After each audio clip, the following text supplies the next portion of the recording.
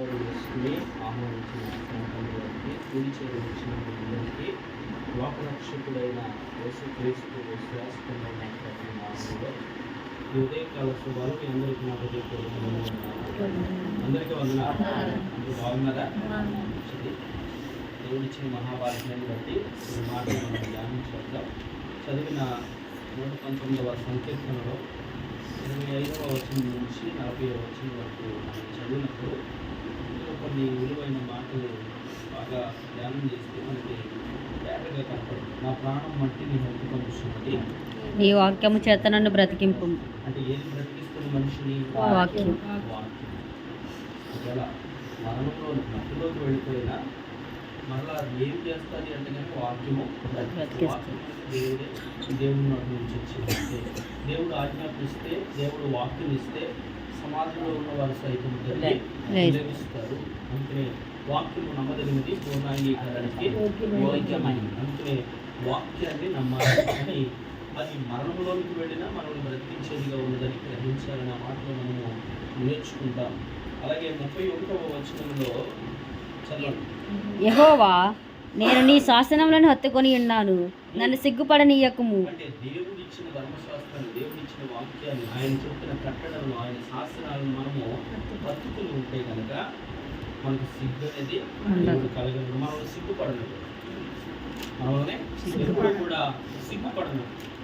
ఎందుకంటే ఆయన్ని మనము హత్తుకొని ఉన్నాము కనుక. ఇక 36వ వచనం కొంచెం. లోభము తట్టు కాక నీ శాసనముల తట్టు నా హృదయం త్రిప్పుము. లోభం శాసనముల తట్టు, దేవుడి తట్టు, లోభము తట్టు కాకుండా దేవుడి తట్టు మన హృదయాలని తిప్పుకోవాలి. మనం హత్తుకుని ఆయన హత్తుకుని ఉండాలి. చాలా మాటలు తర్వాత వ్యర్థమైన వాటిని చూడకుండా నా కన్నులు త్రిప్పివేయుము. నీ మార్గములలో నడుచుకొనుటకు నన్ను బ్రతికింపుము. నీవిచ్చిన వాక్యం మనుషులలో భయమును పుట్టించుచున్నది.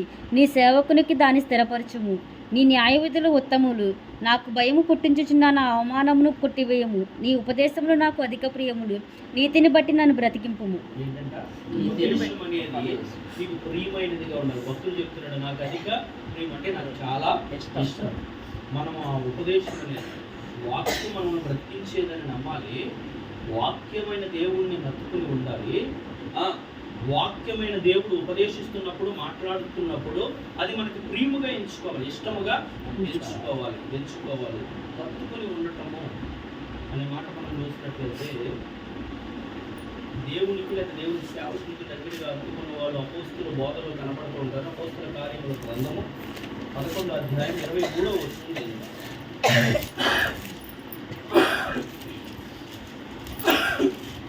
అతడు వచ్చి దేవుని కృపను చూసి సంతోషించి ప్రభువును స్థిర హృదయం తట్టుకుని వలనని అందరినీ హెచ్చరించాను. స్థిరత్వం లేని వారిగా ఉంటుంది కాదు, అంటే దగ్గరున్నప్పుడే కాదు, చెవులకు వినపడినప్పుడే కాదు, వాక్యం చదివినప్పుడే కాదు, లేదా సంఘానికి వెళ్ళినప్పుడే కాదు, ప్రార్థన పూర్తిలో ఉన్నప్పుడే కాదు. ఎప్పుడు ఉండాలంటే స్థిర హృదయంలో. అంటే హృదయం స్థిరముగా ఉంటే, హృదయం నిలకడగా ఉంటే, నీ ఆలోచన అనేది నిలకడగా ఉంటే నీవు అటు ఇటు తొట్టిలో ఎల్లప్పుడూ దేవుణ్ణి హత్తుకుని ఉండటం వల్ల ప్రయోజనం ఏంటి? హత్తుకుని ఉండటంలో కొన్ని మాటలు మనం ధ్యానం చేసి దాంట్లో ఉన్న మేలును మనం గుర్తు చేసుకుని నేటి వాక్యాన్ని ముగించుకుని ప్రార్థన చేసుకుందాం. హత్తుకుని ఉండటం అంటే విశ్వసించడం అంతే కదా. అతి దగ్గరగా ఉండటం అంటే ఒక మనిషి మీద లేదా ఒక వ్యక్తి మీద, దైవం మీద నమ్మకం అంటే విశ్వాసం. వారు చెప్పిన దాన్ని నమ్మి ఉండటం, వారు ఇస్తారన్న ఆశ కలిగి ఉండటం, వారు చేస్తారన్న ఆశ కలిగి ఉండటం, దేవుడు మేలు చేస్తాడని ఆశ కలిగి. దీనన్నింటికి కారణము దానికి పేరు అంటే విశ్వాసం. హత్తుకొని ఉండటం విశ్వాసం ద్వారా ఏం కలుగుతుంది అంటే కనుక నీతి కలుగుతుంది. విశ్వాసం ద్వారా ఏం కలుగుతుంది? నీతిమంతులుగా తీర్చబడతారు. విశ్వాసం ద్వారానే నీతిమంతులుగా తీర్చబడతారు. మనందరం కూడా దుర్నీతి పరులుగానే ఉన్నప్పుడు నమ్మిన ప్రభువు, మనం విశ్వసించిన ప్రభువు మనల్ని ఏం చేస్తాడంట? నీతిమంతులుగా మారుస్తాడు. అందుకనే ఈ హత్తుకుని ఉండటము అనే మాటకు అర్థము విశ్వాసము అనగా విశ్వాసం వల్ల ఏం కలుగుతుంది అంటే కనుక నీతి కలుగును. చదువుదాం కొన్ని మాటలు. అపోస్తల కార్యముల గ్రంథము 17వ అధ్యాయం 34వ వచనం. అయితే కొందరు చదువు. మనుషులను అతని హత్తుకొని విశ్వసించిరి. వారిలో అరియోపగీతుడైన దియోనిసియు దమరియను ఒక స్త్రీయు వీరితో కూడా మరికొందరుండిరి. దేన్ని బట్టి అత్తుకున్నారంట? విశ్వాసం అంటే అత్తుకుంటాం అంటే ఏం చెప్తున్నాం మనం? విశ్వాసం విశ్వాసం. అత్తుకోవడం అంటే దగ్గరగా ఉండటం అంటే నమ్మటం అంటే విశ్వాసం. విశ్వాసం ద్వారా ఏం కలుగుతుంది అంటే నీతి కలుగుతుంది. హత్తుకున్న వారు ఎవరో కూడా అక్కడ క్లీన్ గా పేర్లు బట్టి రాస్తున్నారు. అంటే దేవుని లేకపోతే దేవుని చెప్పిన మాటలను లేకపోతే దేవుని సేవకుడు గారు వినిపించిన ఆ వాక్కులను మనం దగ్గరగా విశ్వసించి ఉండటము హత్తుకొని ఉండటం.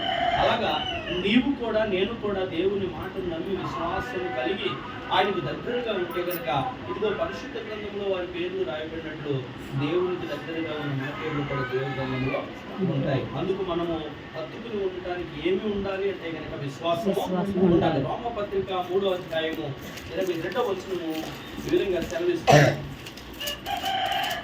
అది యేసుక్రీస్తునందలి విశ్వాసం మూలమైనదై అదా ఇదా